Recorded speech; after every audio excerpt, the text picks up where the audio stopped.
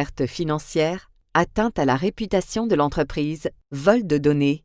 Aujourd'hui, les entreprises ne peuvent plus faire l'impasse sur la mise en place d'une cartographie des risques et d'un plan de prévention pour lutter contre la fraude. Il y a fort à faire, d'autant que les angles d'attaque sont, comme on l'a vu, des plus divers. Faux présidents, fausses adresses de livraison, faux contrôles CEPA, sans oublier les attaques des crypto-logiciels. Détaillons ensemble les 5 axes d'action prioritaires à mettre en place.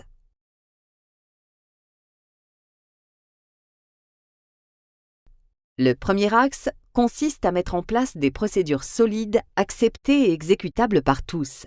Les fraudeurs cherchent et utilisent les failles dans les organisations et les process. La première mesure de précaution consiste donc à mettre en place des procédures solides et valables pour tout le monde, aussi bien les sédentaires que les travailleurs nomades, comme les commerciaux. Mais attention, encore faut-il que ces procédures ne soient pas contraignantes au point d'inciter à les négliger. Notez que les procédures les plus efficaces ne sont pas synonymes de risque zéro, et surtout qu'elles ne doivent pas nuire au bon sens, l'un des plus sûrs moyens de se protéger. Le fait de multiplier les protections est la première règle de base en matière de sécurité. Pour ce faire, mettez en place des processus de double contrôle. Le donneur d'ordre et l'exécutant d'un paiement seront ainsi 2 personnes différentes afin de séparer les tâches et dupliquer les contrôles. Dotez-vous de procédures de vérification et de signatures multiples, en particulier pour les paiements internationaux et pendant les congés et les absences, des périodes qui nécessitent une vigilance accrue. Tout virement ou changement de coordonnées bancaires d'un client ou d'un fournisseur nécessitera une double validation. Des plafonds d'engagement pourront être définis en fonction des degrés de responsabilité. S'assurer de l'authenticité de l'identité de son interlocuteur constitue la deuxième règle de base de la protection, même si ce n'est pas toujours simple. Par exemple, certains escrocs piratent des adresses mail pour envoyer des malwares cachés dans des pièces jointes, si bien que le destinataire est en confiance puisqu'il reconnaît l'identité de l'auteur du mail. Une confiance que cherchent aussi les fraudeurs dans les réseaux sociaux en créant de fausses identités ou en piratant des comptes. Aujourd'hui, les adresses e-mail peuvent être falsifiées intégralement. L'adresse e-mail est identique en tout point à celle de votre interlocuteur habituel, mais redirige vers le fraudeur. En cas de doute, ne jamais répondre à un email incertain, mais recomposer l'adresse originale. Enfin, troisième règle de base, pensez à gérer les exceptions et les contraintes opérationnelles. Il arrive parfois que certaines situations ou contraintes empêchent ou compliquent l'application stricte des procédures de sécurité prévues. Celles-ci doivent être donc repérées, décrites et faire l'objet d'un contrôle spécifique. Pensez notamment aux collaborateurs nomades, qui peuvent être amenés à se connecter au Wi-Fi d'un hôtel ou à des réseaux publics mal protégés. Les commerciaux qui voyagent à l'étranger savent-ils que, dans de nombreux pays, les hôtels, cafés et les bureaux de passage n'offrent aucune garantie de confidentialité, ou que certains centres d'affaires ou réseaux téléphoniques sont surveillés, y compris dans des États démocratiques. Une formation à ces différents risques est plus que recommandée. À ne pas oublier également les procédures en cas d'absence d'un responsable clé pendant les congés ou en cas d'événements exceptionnels. La plupart du temps, les escrocs visent en particulier les horaires de fermeture des banques ou les jours fériés. Des principes devront donc être définis pour ne pas prendre de court vos collaborateurs.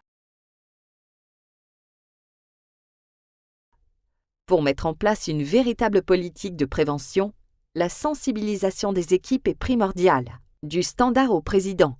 Elle constitue donc notre deuxième axe d'action. En effet, on observe que les fraudes sont déjouées en majorité grâce à l'instauration de procédures de contrôle et à des réactions humaines. Alors, comment sensibiliser vos collaborateurs au risque de fraude?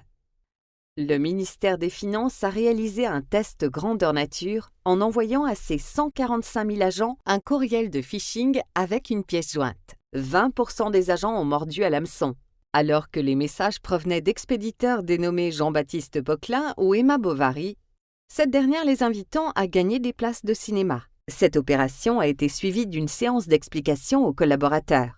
Elle a également permis de tester les procédures d'urgence du ministère en cas de cyberattaque. Des actions équivalentes peuvent être menées par des entreprises avec la plupart du temps de grosses surprises sur le pourcentage d'ouverture des emails par les collaborateurs. Il est donc primordial d'informer et de former l'ensemble des collaborateurs de l'entreprise à tous les niveaux, cela afin de les aider à prendre conscience que ces risques sont à la porte de l'entreprise. Cela implique notamment de communiquer en interne sur l'organisation et les procédures mises en place. Qui fait quoi? Comment réagir en cas d'incident? À qui s'adresser en cas de soupçon? Comment donner l'alerte? Mais aussi sur les bonnes et les mauvaises pratiques ou encore sur des exemples de fraude avec les conséquences et les parades à mettre en œuvre. Désigner un correspondant qu'il faut avertir en cas de soupçon de fraude.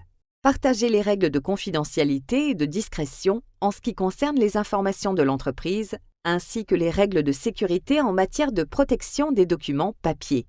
Une consigne de Clean Desk est parfaitement appropriée à cet égard. Elle consiste à veiller à ne laisser aucun document confidentiel, facture ou autre papier sur les bureaux lorsque l'on quitte son poste. Encadrer la communication sur les réseaux sociaux. Il s'agit en effet d'une source d'information privilégiée par les escrocs. Des consignes de sécurité peuvent être données, notamment pour déconseiller de poster des informations professionnelles et interdire de divulguer toute information confidentielle. Être en veille permanente sur les nouvelles techniques de fraude et diffuser les conduites à tenir en interne. La gouvernance a un rôle clé à jouer dans cette sensibilisation. Il s'agit notamment de responsabiliser les cadres qui jouent un rôle central dans la démarche de prévention et d'assurer la transversalité entre les directions financières, commerciales, audit, juridiques et informatiques. Il faut également mettre en place une politique de tolérance zéro en interne. Le respect des procédures en vigueur dans l'entreprise doit être inconditionnel. Rejoignez-nous dans la prochaine vidéo pour découvrir les 3 derniers axes.